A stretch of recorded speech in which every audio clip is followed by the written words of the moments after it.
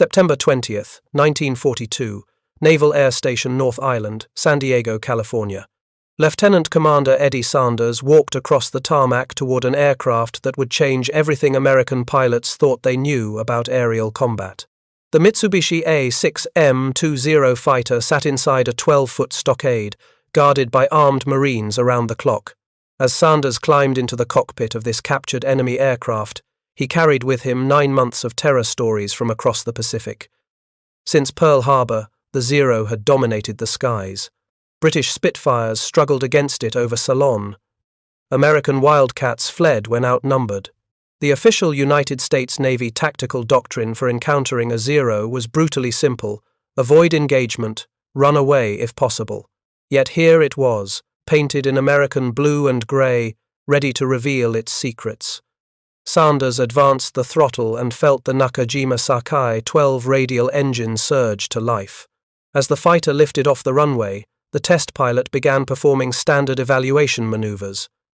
Within minutes, he discovered something that contradicted 9 months of mystical reverence for Japanese engineering. The ailerons froze at speeds above 200 knots. The engine died under negative acceleration. The aircraft could barely roll to the right at combat speeds. In those first 24 minutes of flight, Sanders found the keys to defeating the most feared fighter aircraft in the world. What he didn't realize was that he was flying the result of the most radical design compromise in aviation history. The Zero's legendary range and maneuverability had been purchased with a currency that would ultimately doom it. Aluminum skin measuring .032 inches thick, barely thicker than cardboard. No armor plating protecting the pilot. No self-sealing fuel tanks to prevent fires. The Japanese had built the most dangerous fighter plane in the Pacific by making it the most fragile. The journey to this moment had begun 3.5 months earlier on June 4, 1942, in the windswept Aleutian Islands of Alaska. The date itself carried enormous significance. 1,500 miles to the south, the Battle of Midway was reaching its climax. 4 Japanese aircraft carriers, Akagi, Koga, Soryu, and Hiryu, were burning or already sunk beneath the waves. The course of the Pacific War was shifting irreversibly in a single day of desperate combat. American dive bombers had caught the Japanese carriers with their decks full of armed and fueled aircraft, creating infernos that consumed Japan's naval air power. But in the Aleutians, far from that epic confrontation, a smaller operation was unfolding that would ultimately prove equally significant to American victory. The Japanese had launched a diversionary attack on American positions in Alaska, hoping to draw attention and forces away from Midway. 2 smaller aircraft carriers, the Ryujo and Junyo, approached through the perpetual fog that shrouded these remote islands 5 or 6 days each week. Their mission was to strike Dutch Harbor, damage American facilities, and perhaps occupy some of the western Aleutian Islands as stepping stones toward mainland Alaska. Flight Petty Officer Tadayoshi Koga, just 19 years old, the son of a carpenter from a rural village, launched from the Japanese aircraft carrier Ryujo as part of the second consecutive day of attacks on Dutch Harbor. The first day's attack on June 3rd had caught the Americans by surprise, inflicting significant damage on fuel storage facilities, warehouses, and a hospital. Today's mission was to finish the job, destroy remaining installations, and eliminate any American aircraft that might threaten the planned occupation of Attu and Kiska Islands further west in the chain. Koga flew as part of a 3-plane section, his wingmen Chief Petty Officer Makoto Endo and Petty Officer Tsuguo Shikada. All 3 were experienced pilots who had trained together. His Zero, serial number 4593, had rolled off the Mitsubishi Nagoya factory floor only 3.5 months before in mid-February. The aluminum skin still gleamed with factory finish. The controls felt crisp and responsive. The 20mm cannon in each wing contained a full load of 60 rounds. The 2 7.7mm machine guns in the cowling held 500 rounds each. Koga's section attacked Dutch Harbor with devastating effectiveness. They shot down an American PBY-5 Ampere's Catalina flying boat piloted by Bud Mitchell and strafed its survivors in the water, killing Mitchell and all 6 of his crewmen.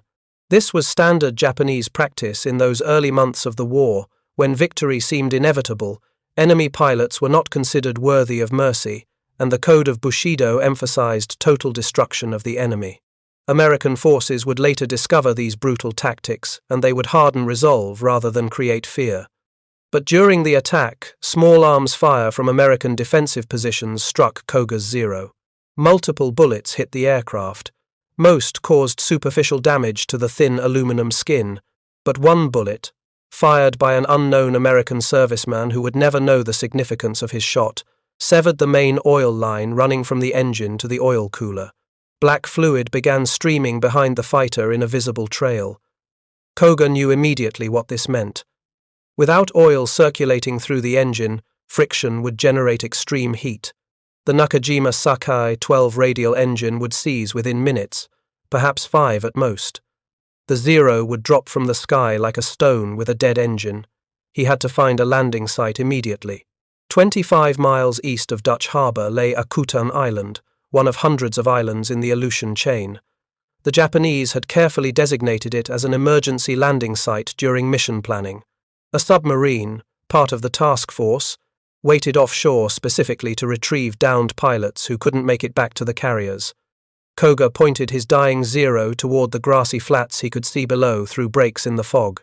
From 1,000 feet altitude, the valley floor looked perfect for an emergency landing. A flat, level meadow stretched for half a mile inland from Broad Bight. No trees, no visible obstacles. It appeared ideal. Koga lowered his landing gear and flaps, following proper emergency landing procedures. He reduced power to minimum, letting the crippled engine cool as much as possible to buy precious seconds before seizure. His wingmen circled above, watching their squadron mate attempt the emergency landing, helpless to assist. At 200 feet, Shikada suddenly noticed something terrifying through his canopy. The grass concealed water reflecting sunlight. The meadow was actually a bog, saturated peat covered with deceptive grass. He tried desperately to signal Koga to retract his gear and make a belly landing, waving his arms frantically in the cockpit. Too late. Koga's wheels touched the surface and the laws of physics took over. The landing gear immediately sank into 18 inches of water and soft peat beneath the grass. The Zero pitched forward violently as the gear dug in like anchors. The propeller struck the bog surface and shattered into pieces. The aircraft flipped completely upside down in a spray of water and mud and torn grass. The canopy smashed into the ground, splintering the glass. The tail pointed skyward at an angle, then silence except for the wind and the distant sound of circling engines. Endo and Shikada circled the crash site, desperate for any sign of life from their friend. Japanese pilots carried standing orders to destroy any Zero that made an emergency landing in territory that might be accessible to the enemy. The orders were absolute and clear. The Zero's secrets must not fall into enemy hands under any circumstances. They had machine guns, loaded with remaining ammunition. They had cannon rounds remaining in their wings. One strafing pass would reduce the Zero to scrap metal, ensuring its secrets died with its pilot. But they couldn't see Koga in the inverted cockpit. Was he alive inside? Had he survived the violent crash? Could he still escape from the wreckage and make his way through the terrain to the beach where the submarine waited? They couldn't bring themselves to fire on their friend without knowing his fate. After several agonizing minutes of circling, with fuel running low and weather deteriorating as fog rolled in, they turned west and returned to the Ryujo to report Koga's crash landing. The Japanese submarine searched the waters around Akutan for 2 days, surfacing when possible, scanning the coastline with binoculars for any sign of survivors. But American destroyers began patrolling the area aggressively, and the submarine was driven off before it could conduct a thorough search of the island itself. No one came to check the crash site. The valley where Koga had landed was invisible from standard flight lanes over the island. Ships passing along the coast couldn't see inland to the meadow. The terrain prevented easy access from the beach. The crash site lay hidden in its remote valley, the Zero resting on its back in the bog with its tail pointing upward like a monument, Koga's body still strapped in the cockpit by his harness. His neck had broken on impact when the aircraft flipped, killing him instantly. He never knew his emergency landing had failed. For 36 days, the crash site remained undiscovered by American forces. Rain fell frequently in the Aleutian climate. Wind blew across the tundra constantly. The peat bog slowly embraced the aircraft, soft ground yielding around the airframe, but the cold Aleutian climate, rarely exceeding 50 degrees Fahrenheit even in summer, prevented rapid deterioration of aluminum and fabric. No insects attacked the aircraft. No mold grew rapidly. The Zero waited in its accidental tomb, perfectly preserved, unknowingly holding secrets that would help defeat the empire that built it. On July 10, 1942, 36 days after the crash, Lieutenant William Thies piloted a PBY Catalina flying boat on a routine patrol mission over the Aleutian Islands. His crew of 9 men had been navigating by dead reckoning, calculating position based on compass heading, airspeed, and time, because celestial navigation was impossible in the perpetual overcast. They had become lost in the notorious Aleutian fog that shrouded these remote islands 5 or 6 days each week, reducing visibility to mere yards. When they spotted the Shumagin Islands through a fortunate break in the clouds, Thies reoriented his aircraft using landmarks on his chart and chose to return to their base at Dutch Harbour via the most direct route. That route took them directly over Akutan Island. Machinist mate Albert Knack, the plane captain responsible for aircraft maintenance and condition, was looking out the side blister window when he spotted something unusual in a valley below. A shape that didn't belong in the natural landscape. He called out to Thies urgently. The pilot banked the lumbering Catalina into a descending turn to investigate. There, resting inverted in the bog like a beached whale, was an intact Japanese Zero fighter. The distinctive low-wing configuration was unmistakable. The red Hinomaru roundels on fuselage and wings were clearly visible even from altitude. The aircraft appeared remarkably intact despite being upside down. Thies circled several times at low altitude, marking the position carefully on his navigation charts, noting landmarks and taking compass bearings for precision. Every man aboard that Catalina understood the significance immediately. 9 Zeros had been shot down during the Pearl Harbor attack 7 months earlier on December 7, 1941. The Allies had recovered wreckage from those aircraft that revealed basic facts. The Zero lacked armor protection for the pilot. The Zero lacked self-sealing fuel tanks that would automatically seal bullet holes. But flight characteristics, performance data, and tactical capabilities remained a complete mystery. How fast could it actually fly? How tight could it turn? How quickly could it climb? What were its weaknesses? American pilots faced the Zero blind, fighting an enemy they didn't understand.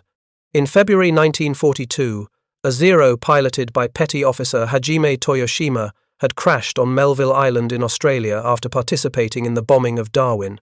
But that aircraft had been heavily damaged in combat, scattered across the landscape, burned, and essentially destroyed. Useful for understanding construction, but not for flight testing.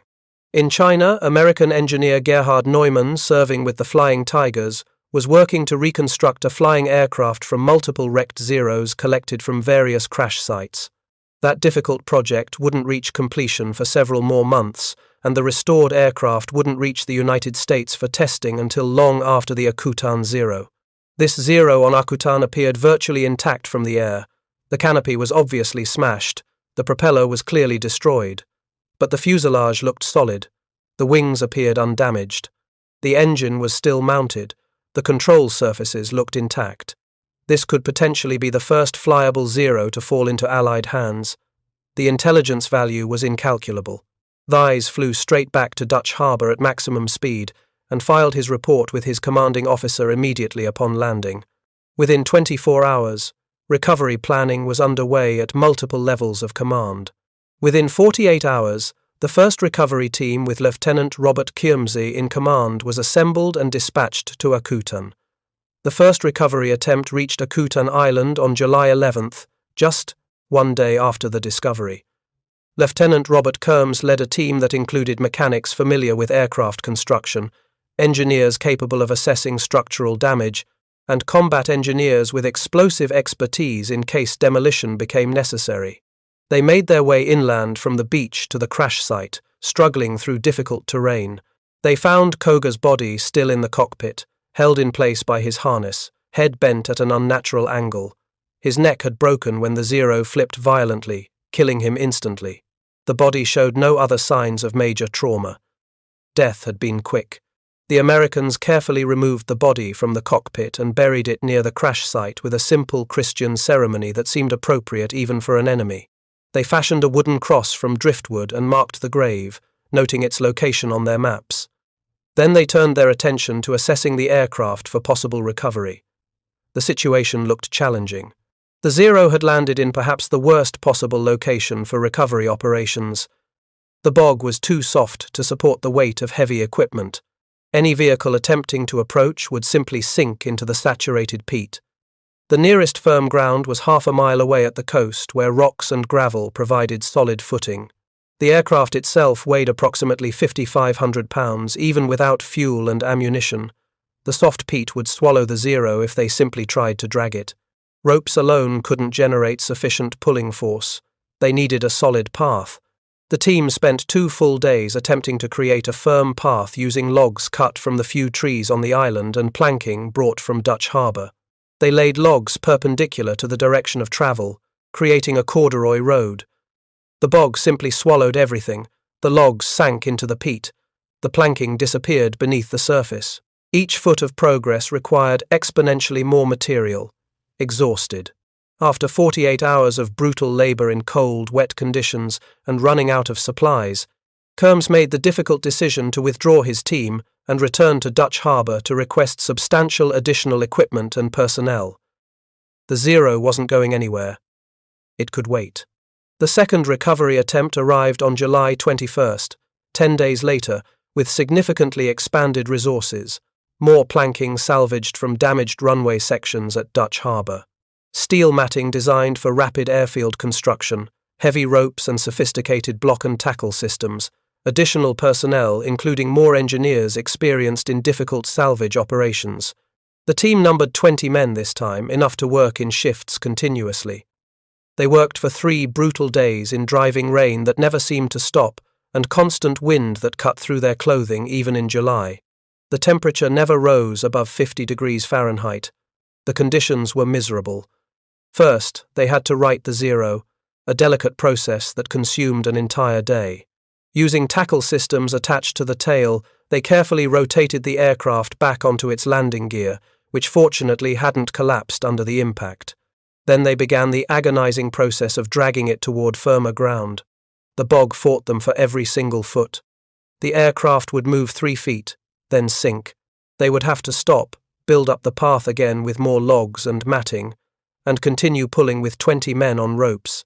After 72 hours of exhausting labour that left men sleeping standing up, they had moved the Zero barely 200 yards, less than half the distance needed. The weather forecast showed a major storm approaching. Supply constraints meant they couldn't sustain operations indefinitely. The decision was made to withdraw again and return with even more comprehensive preparations. The third and final recovery attempt began on August 2nd with a comprehensive plan developed by Navy engineers who had carefully studied the 2 previous failures. They brought literally hundreds of logs cut on Akutan and surrounding islands accessible by boat. They brought every block and tackle system available at Dutch Harbour.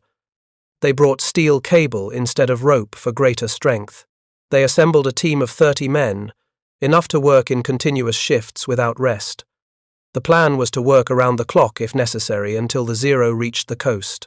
For 5 grueling days they fought the bog in conditions that tested the absolute limits of human endurance. Men worked knee-deep in cold water that numbed their legs. The temperature held steady at 45 degrees with wind chill making it feel much colder. Wind cut through their clothing constantly. They pulled in shifts of 10 men each, never stopping, working through the night with lanterns. Slowly, agonizingly, yard by yard, they dragged the Zero across the soft ground towards salvation. Every 10 feet required stopping to reposition tackle systems. Every 20 feet required rebuilding the corduroy road beneath and behind the aircraft. Finally, on August 7th, after 120 hours of continuous work, they reached the coast. Cheers erupted from exhausted men. A barge waited at Broad Bight, positioned as close to shore as draft allowed. The team loaded the Zero onto the barge using more tackle systems and wooden ramps, securing it carefully with cables for the water transit. The barge transported it to the USS Street Myhill transport ship, waiting offshore in deeper water. The Zero was hoisted aboard by the ship's cranes and secured in a cargo hold. On August 12, 1942, 69 days after it crashed, the Zero arrived at Naval Air Station North Island in San Diego, California. The race to understand Japan's deadliest weapon had truly begun. The aircraft that had seemed impossible to recover was now in American hands. Inside a heavily guarded hangar at North Island, Navy mechanics began the painstaking restoration under conditions of extreme secrecy. Security was absolute. They worked under the most stringent protocols the Navy could implement. Marines stood guard 24 hours a day with orders to prevent any unauthorized access whatsoever. A 12-foot-high stockade was erected around the workspace inside the hangar, blocking any view from unauthorized personnel. No photographs were permitted except by designated Navy photographers. No unauthorized personnel could approach within 50 feet. Even authorized personnel were restricted to those with specific need to know clearances verified through multiple channels. The mechanics discovered that despite the violent crash and weeks of exposure in the Aleutian bog, the Zero was remarkably intact. The fundamental airframe structure was sound. The fuselage frame showed no signs of catastrophic damage. The wings required only minimal repair. Most remarkably, the Nakajima Sakai 12 radial engine had suffered no internal damage. The crankshaft was straight when measured with precision instruments. The cylinders showed no cracks or damage. The valves operated freely. The supercharger worked perfectly. The carburetor needed cleaning but was intact. Only the external accessories needed replacement. The vertical stabilizer was bent from the impact and required careful straightening using hydraulic presses. The rudder was damaged where it struck the ground and needed structural repair. The wingtips were crushed and had to be rebuilt using American aluminum and riveting techniques. The flaps were torn and required replacement fabric covering. The canopy was completely shattered and needed total replacement, which the mechanics fabricated from scratch using American materials. The landing gear was broken where it had dug into the bog and required repair using American hydraulic components to replace damaged Japanese parts. The three-bladed Sumitomo propeller was destroyed, beyond any possibility of repair, and had to be replaced with an American Hamilton standard propeller that closely matched the original specifications for diameter and pitch. But all these items were repairable issues that skilled mechanics could address. The core aircraft was structurally sound. American mechanics fabricated new parts using American materials and American standards. They patched dozens of bullet holes in the aluminum skin with flush rivets. They installed the replacement propeller and carefully balanced it. They repaired the landing gear hydraulics using American components. They replaced the shattered canopy with their fabricated version. They repainted the entire aircraft in standard United States Navy colors to prevent any possibility of misidentification. Throughout this entire process, which took approximately 5 weeks of intensive work, they made extraordinarily careful notes and took hundreds of detailed photographs documenting every aspect of construction. The construction techniques revealed by disassembling and examining Japanese components were a revelation to American engineers. The Zero used an aluminum alloy the Japanese called extra super duraluminum, abbreviated ESD. Sumitomo Metal Industries had developed this proprietary alloy in 1935 by carefully alloying zinc with aluminum in specific proportions determined through extensive metallurgical testing. The result was metal that was significantly lighter than standard duralumin used in American aircraft, yet demonstrably stronger under testing and more fatigue-resistant over repeated stress cycles. The material could withstand thousands of stress cycles without developing the micro-cracks that eventually led to catastrophic failure in standard aluminum alloys. American metallurgists studying the samples were genuinely impressed by the Japanese achievement. They had nothing comparable in production or even in advanced development.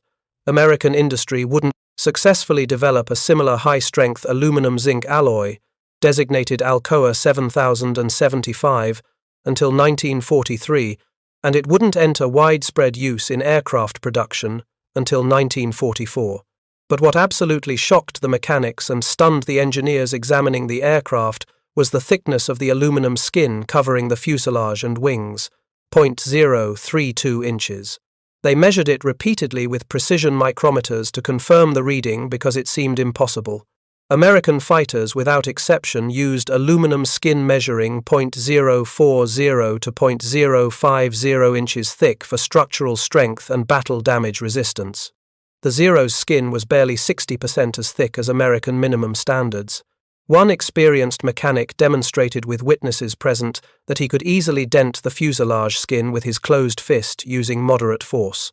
Another pointed out that a screwdriver pressed firmly against the skin would puncture straight through if someone wasn't extremely careful during maintenance. The implication was immediately obvious to everyone examining the aircraft. This thin skin would offer essentially no resistance to combat damage. A single .50 caliber bullet would punch straight through and likely continue through the other side. A burst from 6 guns would shred the airframe like paper. The weight difference enabled by this thin skin was absolutely staggering when calculated. The complete A6M2 Zero weighed 5,555 pounds fully loaded with fuel, ammunition, and pilot. The primary American carrier fighter in service, the Grumman F4 Wildcat, weighed 7,426 pounds fully loaded under identical conditions. The Zero was 1,871 pounds lighter than its main American adversary. 1,871 pounds. That figure kept appearing in engineering reports. That was approximately equivalent to the combined weight of armor plating protecting the pilot and engine, self-sealing fuel tank liners and systems, and additional structural reinforcement that American fighters carried as absolutely standard equipment. The Japanese had simply deleted all of it to save weight and enable performance. The mechanics found absolutely no armor plate anywhere behind the pilot's seat where American fighters mounted thick steel. No armored glass in the windscreen where American fighters used laminated bullet-resistant glass. No armor protection around the engine or oil cooler where American fighters installed steel shields. The fuel tanks located in the wing center sections were simple aluminum containers with no self-sealing capability whatsoever. A single incendiary bullet would puncture them and ignite the fuel instantly, creating a fireball. The revelation stunned American engineers who examined the aircraft and read the detailed reports. They understood immediately the magnitude of the achievement and the catastrophic vulnerability it created. Chief Engineer Jiro Horikoshi and his design team at Mitsubishi had achieved the seemingly impossible specifications demanded by the Imperial Japanese Navy through the most ruthlessly systematic weight reduction program in aviation. History. Every single component, every single piece, every single system had been examined for weight savings opportunities. Nothing was sacred. Everything was questioned.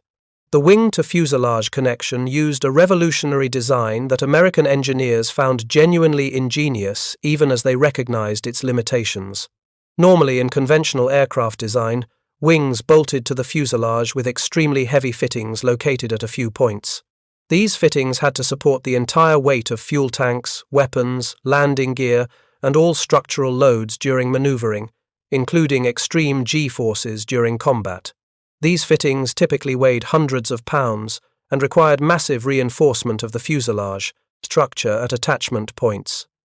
Horikoshi's team permanently attached the wings to the forward fuselage as a single integral structural unit.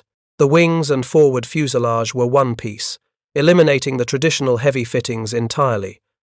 Then they designed the aft fuselage to attach just behind the cockpit with much lighter fittings. These lighter fittings only needed to support the tail weight and control surface loads, not the much heavier wing loads. Hundreds of pounds saved with this single brilliant design decision. The mechanics found lightning holes cut throughout the internal structure wherever stress analysis indicated they wouldn't compromise strength. Plywood-reinforced sections that would normally use aluminum or steel backing, saving weight through material substitution. The metal panels making up the fuselage skin consisted of dozens of small, intricate pieces riveted together with extraordinary precision and care. American practice used fewer, larger pieces that were faster to manufacture and easier to maintain in field conditions. The Japanese approach required far more manufacturing labor and made field maintenance significantly more difficult. But it saved weight by allowing optimal shaping of each individual piece to exactly match stress requirements without excess material. Every single part of the Zero reflected this obsessive philosophy of weight reduction taken to the absolute extreme. The engine mounting positioned the Nakajima radial engine as close as physically possible to the wing leading edge and cockpit. This placement positioned the heaviest component near the center of gravity, reducing the tail weight needed for balance. More weight saved. The control surfaces used fabric covering in many areas instead of aluminum skin, saving additional weight. The wheel covers were lightweight formed aluminum instead of heavier forged components. Every single choice prioritized weight reduction. The result was extraordinary performance, characteristics that had dominated the Pacific for 9 months. Wing loading, the weight supported by each square foot of wing area, measured only 24.3 pounds per square foot on the Zero. The F4 Wildcat carried 28.6 pounds per square foot. This significant difference in wing loading meant the Zero could turn tighter circles and maneuver more quickly at any given airspeed, a decisive advantage in traditional dogfighting. While mechanics worked 12-hour shifts on the restoration, intelligence analysts in another section of the facility examined captured documents found with the aircraft and translated by Japanese-speaking officers. The technical manual, maintenance logs, and pilot notes revealed specifications and capabilities that seemed physically impossible given the relatively modest engine power available. Maximum range with external drop tank, 1,930 statute miles. For comparison, the F4 Wildcat with 2 external drop tanks could manage approximately 1,300 miles maximum range. The Zero could fly 630 miles further than its American counterpart, an enormous tactical advantage. This meant Japanese fighters could escort bombers on extremely long-range missions that American planners considered physically impossible for single-engine fighters. It explained how Zeros could appear hundreds of miles from their carriers, extending Japanese offensive reach far beyond American expectations. The manual listed maximum speed as 331 miles per hour at optimal altitude. The F4 achieved 318 miles per hour maximum, nearly identical top speeds despite the Wildcat's significantly more powerful engine producing hundreds more horsepower. But the climb rate data shocked American analysts more than anything else. The Zero could climb at 3,100 feet per minute in optimal conditions with a light fuel load. The Wildcat was officially rated at 1,950 feet per minute in optimal conditions. In actual combat conditions, with 6 guns fully loaded with ammunition, full fuel, and armor weight, pilots consistently reported the F4 struggled to climb faster than 500 to 1,000 feet per minute. The Zero could literally climb twice as fast as American fighters, reaching superior altitude positions for attack. The service ceiling reached 33,000 feet, higher than most American fighters could effectively operate. The turning radius was documented as the smallest of any fighter aircraft in production anywhere in the world. The roll rate at low speeds below 200 miles per hour was exceptional, among the best ever measured on any aircraft. The armament seemed impressive when listed on paper. 2 7.7mm Type 97 machine guns mounted in the engine, cowling with 500 rounds per gun, synchronized to fire through the propeller arc. 2 20mm Type 99 Model 1 cannon mounted in the wings outboard of the propeller arc with 60 rounds per gun. 4 guns total with mixed calibers providing different ballistic characteristics for different engagement ranges. But American ordnance analysts noticed something significant when they examined the actual weapons. The 7.7mm machine guns were license-built copies of the British Vickers design dating from World War I. The rate of fire was adequate but not exceptional. The muzzle velocity was mediocre. The stopping power against armoured aircraft was essentially negligible. These guns were World War I technology, completely inadequate against modern armoured fighters. They could damage unarmoured aircraft and were deadly against unprotected pilots, but they couldn't penetrate armour plate or reliably disable protected engines. The 20mm cannon were licensed copies of the Swiss Oerlikon design. They had significant issues that limited effectiveness. The rate of fire was slow at approximately 500 rounds per minute, giving the pilot very limited firing time before ammunition exhaustion. The muzzle velocity was relatively low, affecting accuracy and requiring significant lead angles. The ammunition capacity of only 60 rounds per gun meant approximately 12 seconds of firing time total before empty, far less than American fighters with much larger ammunition loads. Against unarmored Chinese fighters and unprotected ground targets, this armament was devastating and produced horrific casualties. Against armored American aircraft with protected fuel tanks, it was only marginally effective. Multiple hits were required to guarantee kills. The analysts also noted an unusual detail in the technical manual that explained some pilot reports. The weapon's trigger was mounted on the throttle handle on the left side instead of on the control stick on the right side. Japanese pilots aimed with their right hand on the stick and fired with their left hand on the throttle. Every other air force in the world mounted triggers on the control stick for more intuitive hand-eye coordination. This unusual arrangement may have affected gunnery effectiveness. On September 20, 1942, exactly 78 days after its discovery and 39 days after arrival in San Diego, the fully restored Zero was rolled out of the hangar for final inspection and engine ground tests. The aircraft wore standard United States Navy colors, applied with care. Blue-gray over light gull-gray, the exact color scheme used on all American carrier aircraft for recognition. American White Star in blue circle insignia replaced the red Hinomaru roundels on fuselage and wings, eliminating any possibility of misidentification. The aircraft looked like an American fighter except for its distinctive shape. Lieutenant Commander Eddie Sanders, one of the Navy's most experienced and skilled test pilots with thousands of hours in various aircraft types and a reputation for thoroughness, conducted the pre-flight inspection with meticulous care.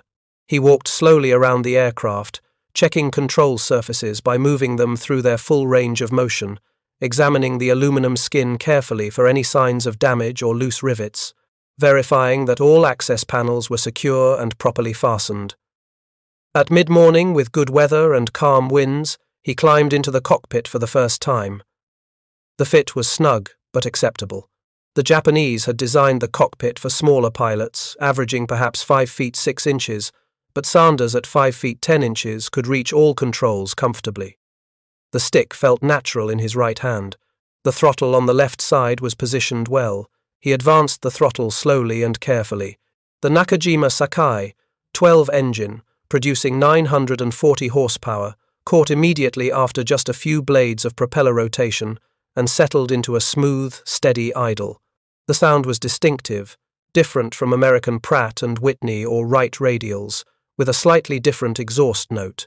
Sanders ran methodically through the complete pre-flight checklist, checking magnetos by switching between them and noting the slight RPM drop, monitoring oil pressure until it rose into the green range, verifying fuel flow from all tanks, watching engine temperatures until they stabilized in normal ranges. Everything looked completely normal and behaved exactly as expected. He signaled the ground crew, received clearance from the tower, and taxied slowly to the runway. The tailwheel steering made the typical weaving necessary for forward visibility around the long nose, a characteristic common to all tailwheel aircraft. At the runway threshold, Sanders completed his final checks, scanned the sky for traffic, and advanced the throttle smoothly to full power while holding the brakes. The engine roared. The point. Aircraft strained forward. He released the brakes. The Zero accelerated rapidly down the runway, much faster than the Wildcat. At 73 knots indicated on the airspeed indicator, Sanders pulled back gently on the stick. The Zero leaped into the air with startling eagerness, almost jumping off the runway. The initial climb rate was extraordinary and immediately noticeable. Sanders reported later in his written evaluation that the Zero seemed to hang on its propeller, defying gravity, climbing at an angle that seemed impossible for the power available. At 1,000 feet altitude, he leveled off and began the systematic evaluation procedures that would unlock the Zero's secrets. Level flight at various speeds to map the flight envelope. Gentle turns left and right to evaluate roll response and coordination. Climbing turns at various angles and airspeeds. Descending turns using different techniques. The Zero felt remarkably light and responsive in his hands. The controls were beautifully harmonious and well balanced. Forces required on stick and rudder were proportional and predictable. The aircraft was genuinely pleasant to operate at moderate speeds, and provided good feedback through the controls. Sanders extended the speed range gradually, pushing toward maximum velocity while carefully monitoring structural loads. He climbed to 10,000 feet altitude where the engine developed close to full rated power with the supercharger working efficiently. Then he began the systematic discovery process that would change American fighter tactics and save thousands of American lives. At speeds above 200 knots indicated airspeed, approximately 230 miles per hour true airspeed, the ailerons became dramatically and suddenly heavy. The change was abrupt and immediately noticeable. Rolling the aircraft to the left required significant force on the control stick, far more than at lower speeds. Rolling to the right required even more force, noticeably more than rolling left.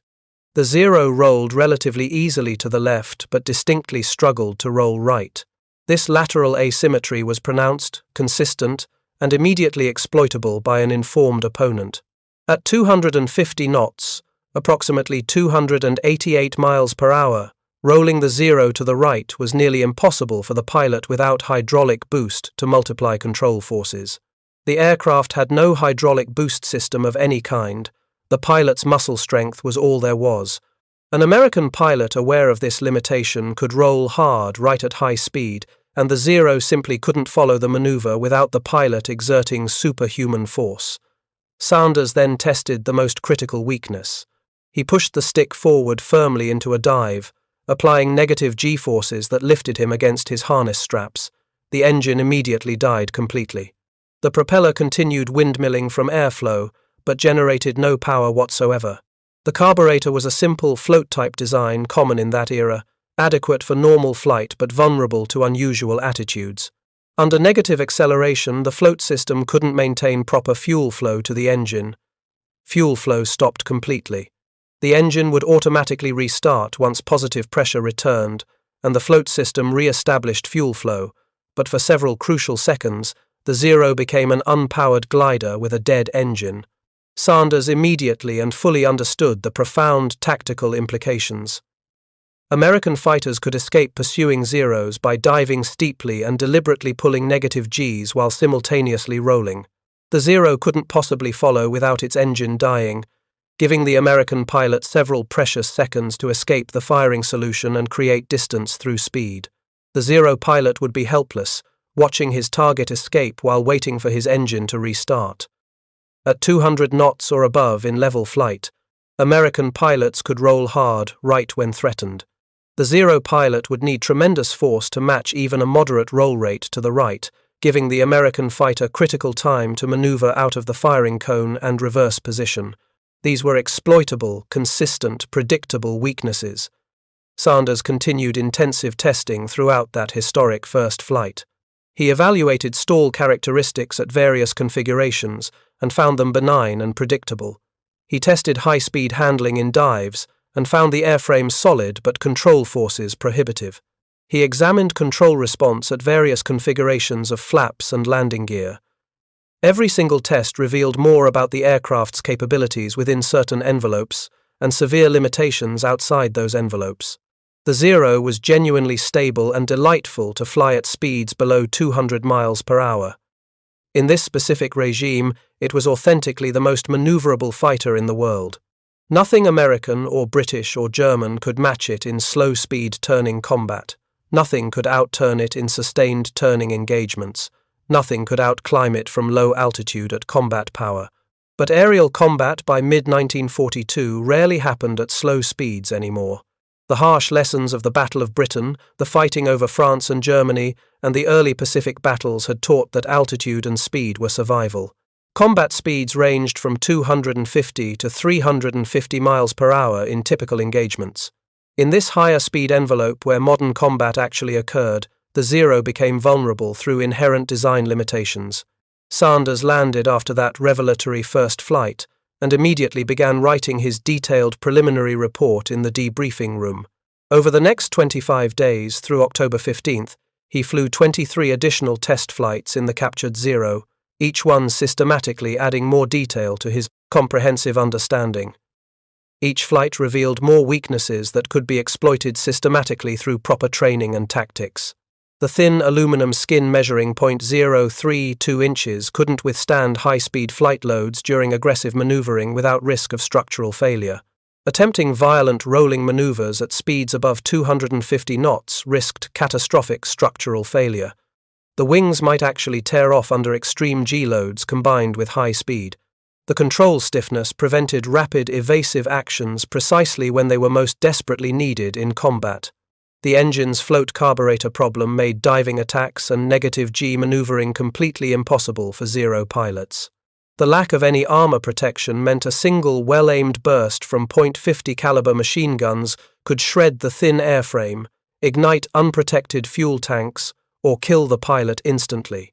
After Sanders completed his detailed evaluation flights and submitted his comprehensive technical report, Navy test pilot Lieutenant Melvin Hoffman conducted mock combat trials that would prove even more immediately valuable to operational squadrons.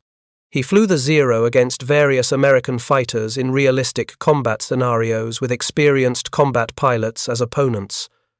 The opposing pilots were veterans who had actually fought Zeros in the Pacific and survived. They knew what worked from bitter experience.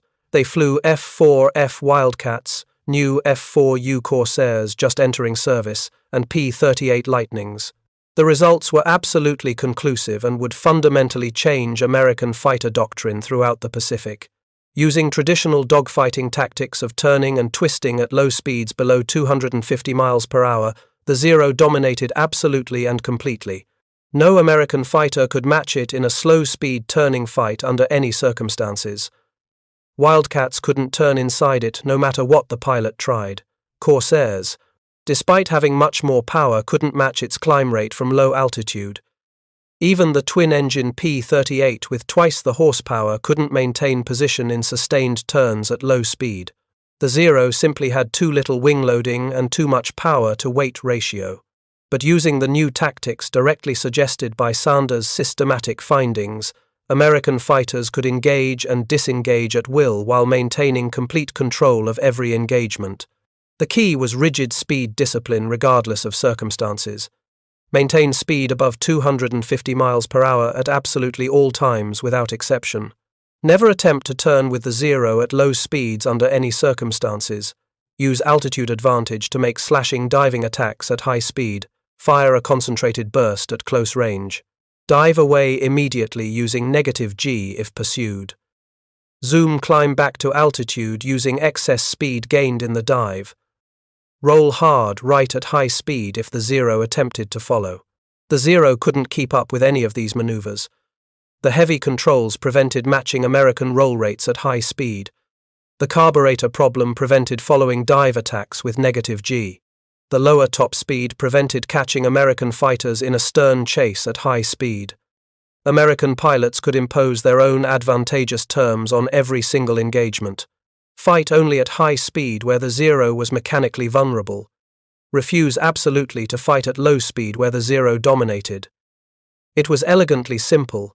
The tactical revolution was complete and ready for distribution. The information from Sanders' test flights and Hoffman's mock combat trials was immediately compiled into formal intelligence summaries and distributed rapidly throughout the entire Pacific Fleet. Informational Intelligence Summary. 59 went to every fighter squadron in the Pacific Theater within weeks of the first test flights being completed. Technical Aviation Intelligence Brief, Number 3. Detailed the Zero's specific weaknesses in precise engineering terms with measurements and performance data. Tactical and Technical Trends Number 5 provided specific step-by-step combat recommendations for pilots with clear diagrams. Fighter pilots on aircraft carriers and island bases throughout the Pacific received these bulletins by October 1942. Many squadron commanders conducted mandatory briefings using the information, making it required knowledge. Some units received additional specialized training from pilots who had actually flown against the captured Zero at North Island and could describe the experience firsthand. The impact on combat operations was immediate, measurable, and profound. Marine pilot Lieutenant Colonel Kenneth Walsh read the intelligence summary in October 1942 while training his squadron for deployment to the Solomon Islands combat zone. He studied it carefully and discussed tactics with his pilots. On his very first combat mission against Zeros in early 1943 while flying a Corsair, a Japanese fighter got on his tail after he made a strafing pass on ground targets. Walsh remembered the briefing clearly. He pushed the stick forward firmly into a steep vertical dive, deliberately pulling negative Gs that made loose objects float in the cockpit. Looking back over his shoulder, he saw the Zero's propeller stop spinning visibly as its engine died, trying to follow his maneuver. Walsh rolled hard right at 200 knots, exactly as trained. The Zero couldn't match the roll rate despite the pilot's obvious efforts. Walsh escaped cleanly, climbed back to altitude using the speed gained in his dive, and made a calculated diving attack on the now disadvantaged Zero from above and behind with an altitude advantage. He fired a short, concentrated burst. The Zero caught fire immediately and fell away trailing smoke, Walsh's first combat kill. He would survive the entire war with 21 confirmed aerial victories and receive the Medal of Honor for his extraordinary actions in the Solomon Islands campaign. He stated repeatedly in post-war interviews and his autobiography that knowing exactly what to do with a Zero on his tail, specific information that came directly from the captured and tested Akutan Zero, saved his life multiple times during the war. Without that knowledge, he believed with certainty he would have attempted to turn with the Zero using traditional dogfighting tactics and been shot down on his first combat mission. Thousands of American pilots throughout the Pacific received similar detailed briefings throughout late 1942 and early 1943 as the intelligence circulated.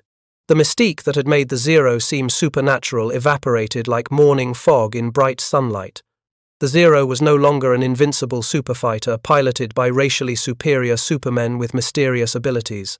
It was an aircraft with specific measurable strengths within certain parameters and severe exploitable weaknesses outside those parameters. American pilots learned systematically to avoid the strengths completely and ruthlessly exploit the weaknesses through disciplined tactics. The results appeared dramatically in combat reports from across the Pacific theater. Kill ratios began shifting month by month. Pilots who rigorously followed the new high-speed tactics survived at much higher rates and achieved victories consistently. Pilots who forgot the critical lessons and attempted traditional dogfighting at low speeds often died quickly, validating the tactics through tragic negative examples. Meanwhile, detailed specifications, performance data, and test results from the captured Zero reached Grumman Aircraft Corporation engineers on Long Island, New York. Roy Grumman and his experienced design team were already well into developing the F-6F Hellcat as the Wildcat's replacement for carrier operations. Some popular historians incorrectly claim the Akutan Zero directly influenced the Hellcat's basic design. This is demonstrably and completely false, according to documented timelines. The United States Navy had officially ordered the first XF-6F1 prototype on June 30, 1941, 11 full months before Koga's Zero crashed in the Aleutians. That prototype made its first flight on June 26, 1942, just 3 weeks after Koga's crash, but weeks before the Zero was even discovered by thieves. Large Hellcat production orders were placed by the Navy in May 1942, a full month before the Zero crashed. The Hellcat's fundamental design, including dimensions, configuration, and major systems, was already completely fixed before anyone knew the Akutan Zero existed. But the captured Zero's detailed specifications and performance data did significantly influence how the Hellcat would be employed tactically and what doctrine would govern its operational use. Grumman engineers studied Sanders' test reports carefully with great interest. They understood clearly that the Hellcat would be significantly heavier than the Zero due to required armor protection, self-sealing fuel tanks, and robust structure for carrier operations. The Hellcat would never outturn the Zero in slow-speed combat under any circumstances. But with sufficient engine power, it could decisively outclimb it, outdive it, and outrun it in the high-speed regime where combat actually occurred. Roy Grumman made the final decision that the F-6F would fully accept the weight penalty for protection and rely entirely on overwhelming power to compensate. The Pratt & Whitney R2800 double Wasp 18-cylinder engine produced 2,000 horsepower, more than twice the Zero's 940 horsepower. This enormous power advantage allowed the Hellcat to maintain decisive speed superiority despite weighing several thousand pounds more than the Zero. The captured Akutan Zero continued flying actively through 1943 and well into 1944, accumulating hundreds of test flight hours with multiple pilots. It was prominently displayed at Washington National Airport as a war trophy and prize, generating enormous positive publicity and significantly boosting civilian morale on the home front. Americans could actually see the enemy's best and most feared fighter and understand viscerally that it was beatable through American ingenuity. It returned to North Island multiple times for additional systematic tests against newer American fighters as they progressively entered service. Engineers wanted comparative data. It was used extensively and repeatedly for training new fighter pilots heading to combat in the Pacific. These pilots flew actual mock combat sorties against the real Zero, learning firsthand and experientially exactly how to defeat it through practice. They personally experienced the Zero's incredible turning ability at low speed in the aircraft. Then they learned through hands-on practice how to avoid that dangerous regime entirely by maintaining high speed religiously. They practiced diving attacks repeatedly. They practiced zoom climbs using energy management. They practiced the hard right roll at high speed that the Zero couldn't match. Hundreds of pilots received this invaluable realistic training. Many credited it explicitly with saving their lives in subsequent combat. In February 1945, 3 full years after its crash, the historic Akutan Zero met its final end in a tragic accident that no amount of planning could have prevented. While taxiing slowly and carefully for takeoff at North Island, an SB-2C Helldiver dive bomber was simultaneously landing on an intersecting runway as part of normal air station operations. The Helldiver pilot badly misjudged his approach angle in gusty crosswinds. The massive bomber bounced hard on touchdown, swerved uncontrollably, and lost directional control during the landing roll. It careened wildly across the taxiway directly into the path of the slowly taxiing Zero before the pilot could react. The Helldiver's massive 4-bladed propeller was still spinning at high speed with full engine power. It sliced through the Zero's thin .032-inch aluminum skin like a saw through paper, chopping the historic aircraft into pieces in seconds. The damage was catastrophic and irreparable. The Zero was destroyed instantly. The historical artifact that had contributed so enormously to Allied victory was destroyed in an instant by friendly fire and operational accident. From the wreckage, Lieutenant William Leonard, who had flown the Zero in combat trials, salvaged several gauges and instruments as historical artifacts. These items were eventually donated to the National Museum of the United States Navy, where they remain on permanent display today. The Alaska Heritage Museum in Anchorage received small pieces of the airframe. The Smithsonian National Air and Space Museum obtained fragments for their collection. But the complete aircraft itself was gone forever, destroyed after nearly 3 years of revealing invaluable Japanese aviation secrets to American engineers and combat pilots. The impact of those revelations, however, would last far longer than the physical aircraft. By mid-1943, American fighter tactics had evolved completely from the doctrine of early 1942. The old doctrine of dogfighting at low speeds was abandoned as demonstrably suicidal against the Zero. The new doctrine emphasized speed, altitude, and energy management as survival fundamentals. Diving attacks from superior altitude, zoom climbs using excess speed, boom and zoom tactics. American pilots called these tactics the Thach weave, after Commander John Thach, who had formalized similar tactics and used them successfully at the Battle of Midway even before the Akutan Zero provided definitive confirmation through testing. The fundamental principle was elegantly simple. Never fight the Zero on its advantageous terms. Always impose your own advantageous terms. Use your strengths against its weaknesses. Never turn at low speed. Always maintain high speed. The statistics tell the story of complete transformation. In early 1942, before the Akutan Zero's discovery and analysis, the Zero achieved kill ratios consistently exceeding 10-1 against American fighters in many combat engagements. At the Battle of Midway in June 1942, Zeros destroyed numerous American torpedo bombers and fighters, while suffering relatively few losses themselves to American fighters. By the end of calendar year 1942, after the Akutan Zero's secrets had been thoroughly analyzed, distributed, and absorbed into training programs, The kill ratios dropped dramatically to approximately 3-1, still in Japan's favor but no longer catastrophic for American forces.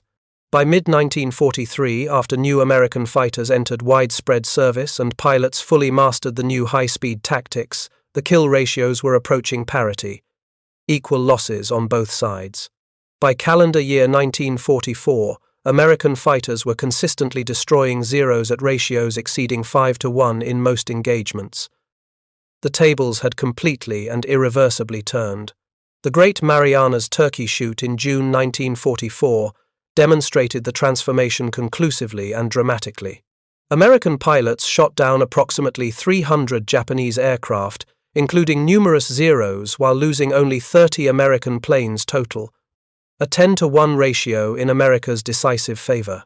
The Zero had gone from seemingly invincible to vulnerable target in exactly 2 years.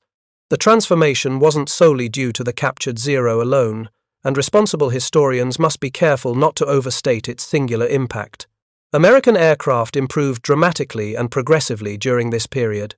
The F-6F Hellcat entered service in 1943 with overwhelming power and speed advantages.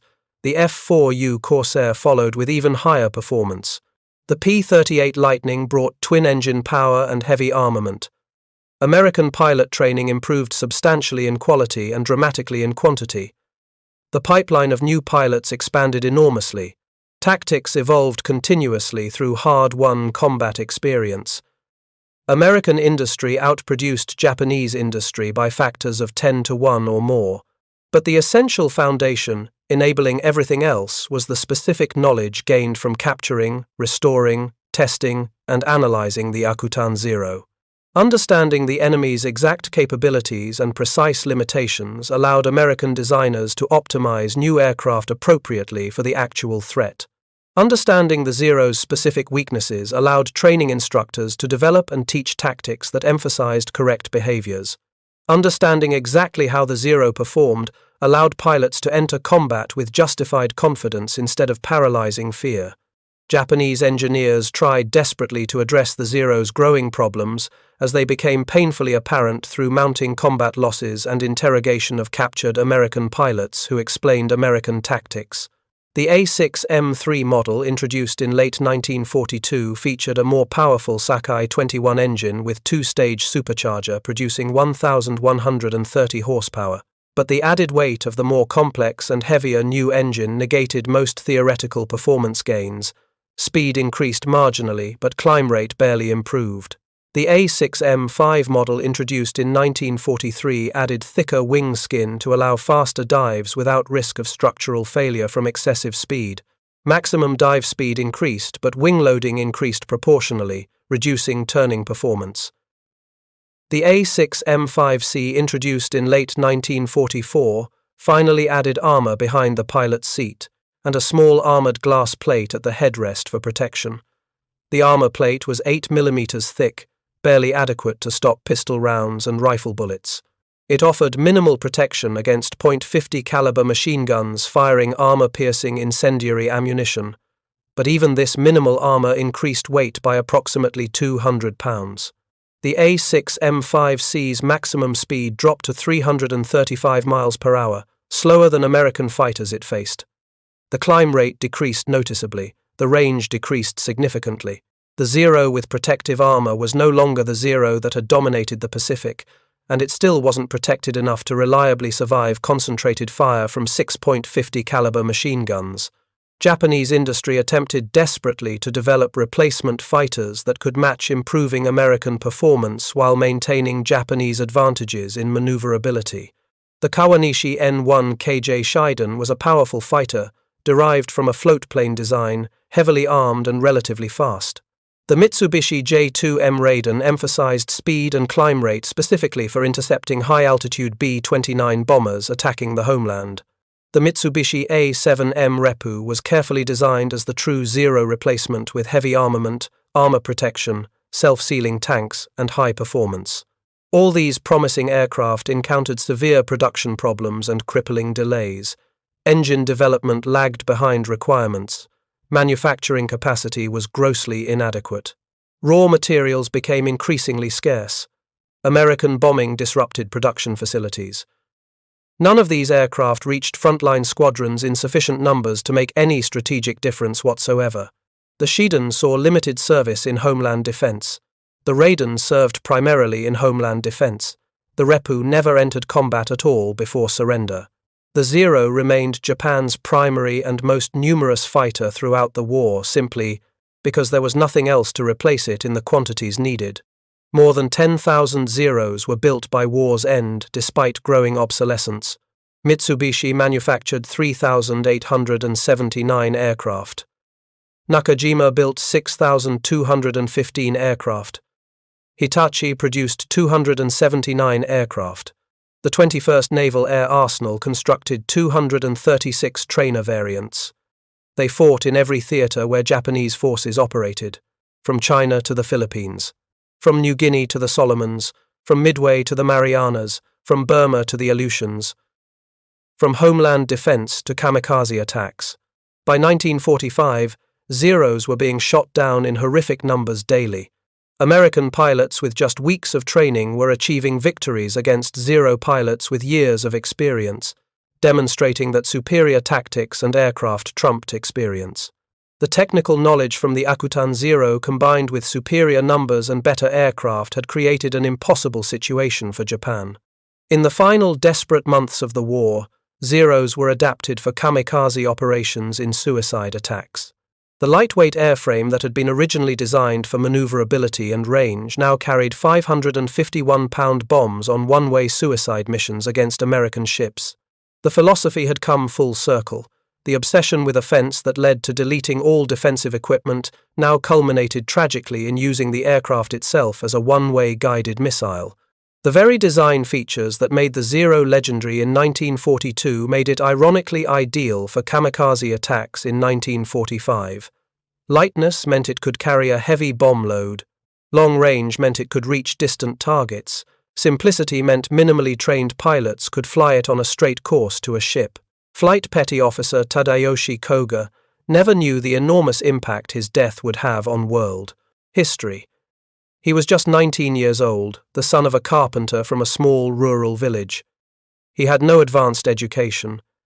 He flew with skill, courage, and complete dedication to duty and emperor. His final moments involved making the best possible decision with desperately limited options. See a grassy meadow that looked solid but fatally concealed a deadly trap. That single split-second decision, deploying landing gear down on soft, marshy ground, preserved an aircraft that would directly help defeat the nation and empire he served and died for. His body was eventually recovered in 1947 by an American Graves Registration Service team during systematic recovery operations. They reburied him on Akutan Island with other recovered remains, tragically unaware of his identity or the enormous historical significance of his crash site. In 1953, 236 bodies, including Koga's remains, were among those returned to Japan for reburial at Chidorigafuchi National Cemetery in Tokyo.